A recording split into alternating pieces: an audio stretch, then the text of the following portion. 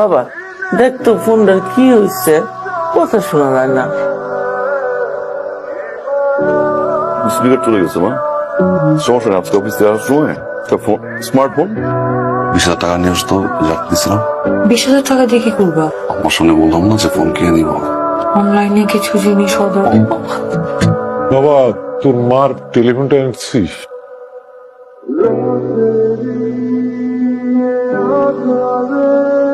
বাবা, টেলিফোন আনার জন্য যে টাকাটা আমার কাছে ছিল ওটা আমি অনলাইনে খরচ করে ফেলছি, সেই জন্য এই মাসে টেলিফোনটা আনতে পারে নাই।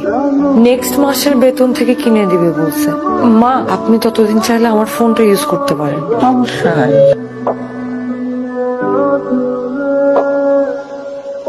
আই শুনো, আমার ফোনে 500 টাকা ফ্লেক্সি করে দিও। আচ্ছা ঠিক আছে। সেবা, তোর মায়ের ওষুধ তো শেষ হয়ে গেছে, তুই অফিস থেকে ফেরার সময় নিয়ে আসিস বাপ। ঠিক আছে। ঠিক আছে মানে তুমি ওষুধ আনবা কোথা থেকে? তোমার পকেটে 1 টাকাও আছে? আব্বা, ও তো এই মাসে বেতন পায়নি, ওর পকেটে 1 টাকাও নেই, কোথেকে ওষুধ আনবে বলেন? আসলে এই মাসের বেতন পাইনি।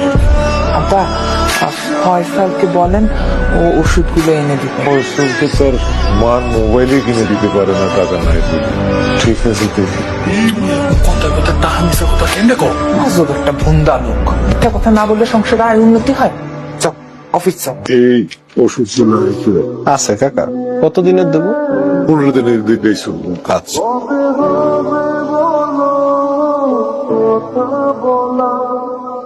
কাকা 2230 টাকা দাম হয়েছে। আমি ওই 2 দিন পরে এসে টাকাটা দিয়ে দেবো। কাকা আমাদের এখানে তো বাকি দেই না। আমি তো এই 4 নম্বর গুলিতেই থাকি, আমি নিজে এসে দিয়ে যাবো, কোনো অসুবিধা নাই। আপনার আমি চিনি কাকা, কিন্তু মালিকের খুব প্রেশার, আমাদের বাকি দেওয়া নিষেধ। দিন করে দিয়ে দেবো, তুমি চিন্তা করো। আচ্ছা ঠিক আছে। তুমি কে বাবা? আপনি আমাকে চিনবেন না, এটাই তো স্বাভাবিক। এই বাসার দিশা ম্যাডাম আছে না, উনি আমাদের ব্যাংকে 15,000 টাকা মাসিক ইপিএস করেছে। আম্মা নাকি ডাকে? দেন ডিবিএস এর টাকা দেন, ডিবিএস 15,000 টাকা দেন। তোমার সাথে আমার একটা কথা ছিল আর কি। এইভাবে ভাড়া বাসায় আর কতদিন? আমি ভাবছি আমরা একটা ফ্ল্যাট নিব। না মানে এখন না, টাকা পয়সা জমায় তারপর একটা ফ্ল্যাট। আমার খরচ, তোমার খরচ। আব্বা আম্মাও একটু খরচ। না মানে ফ্ল্যাটটা কিনলে তো আব্বা আম্মাও আমাদের সাথে থাকবে না। বড় ভাইরা ডিপিএস খুলছে 15,000 টাকা। সাথী, আমার শরীরটা খারাপ তো, কয়টা কাপড় ভিজেছে, একটু ধুয়ে দাও তো। ভাবি, আমার তো আসলে একটু হাতে ব্যথা। মিথ্যা কথা বলো কেন? এই তো তুমি মোবাইল টিপতেছিলা, মোবাইল টিপার সময় হাত ব্যথা করে না? না সাথী কি হয়েছে? কি হয়েছে বলো? কিচ্ছু হয় নাই। শোনো, আমি আর 1 মুহূর্ত এই বাড়িতে থাকবো না। এই মুহূর্তে তুমি আমাকে নিয়ে বের হয়ে যাবা। এই বাসায় থাকবো না মানে কি হয়েছে? আমরা আর এই বাসায় থাকবো না। 2 দিনের মেয়ে আসতে পারলো না, ও আমার মুখে মুখে তর্ক করে। এখান থেকে সরে গেলে আমাদের জন্য ভালো। এই একটা চান্স পাইছি, চলো আমরা বের হয়ে যাই। বাসায় কিছু হয়েছে? আব্বা, সংসারটা তো এখন অনেক বড় হয়েছে, ওদের মধ্যে মানুষজনও বাড়ছে। আমি তাই সিদ্ধান্ত নিয়েছি আমি আপনার বৌমারে নিয়ে আলাদা হতে চাই। কি বলতেছো তুমি এগুলো? তো মানুষ ঘরে কোথায়? আমরা যা থাকার তারাই তো আছি না। তোমার যে টাকা দিতে বলছো মাসে, তা তো আমি দিচ্ছি না। কিন্তু তার বাহিরে আম্মার যা লাগে, আম্মার কি আম্মা আব্বা তো দেই না, দেই না। তুই সকালে যাস, রাতে বাসায় ফির। তুই কি জানোস বউ যে আমার বউয়ের সাথে খারাপ ব্যবহার করছে? আমি ডিসিশন নিছি, আমার ডিসিশন ফাইনাল ডিসিশন। ভাইয়া কথা শোনো ভাই, ভাইয়া সাথী আর ভাবির ভিতরে আমরা ভাইয়া ঢুকতেছি।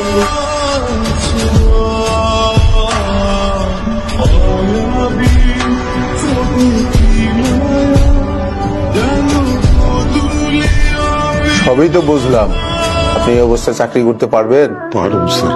আপনার বয়স হয়েছে, এই শরীর নিয়ে সিকিউরিটি গার্ডের চাকরি 8 ঘন্টা দাঁড়ায় থাকতে হবে। প্রথম হয়তো একটু কষ্ট, এবং তারপরে অভ্যাস হয়ে যাবে।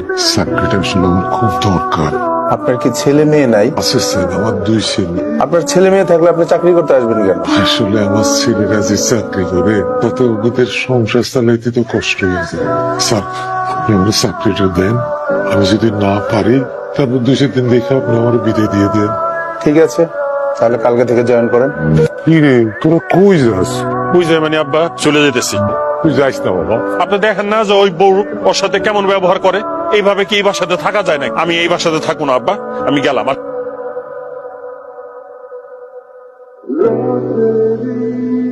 এটা কি মা? এটা কি? আমি যে অফিসে চাকরি করি সেই অফিসের সিকিউরিটি গার্ড আমার বাবা। এই ড্রেস কেন বাবার গায়ে? সাথী, ভাই সাথী, এটা কি? এটা কি? 35,000 টাকা ইন বেতন পাই, যে জন্য 5টা পয়সা খরচ করি।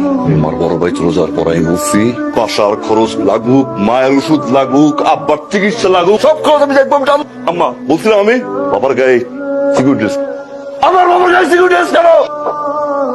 আমার অফিসের গেটে আমার বাবা সিকিউরিটি গার্ডের ড্রেস পরে স্যালুট দেয়।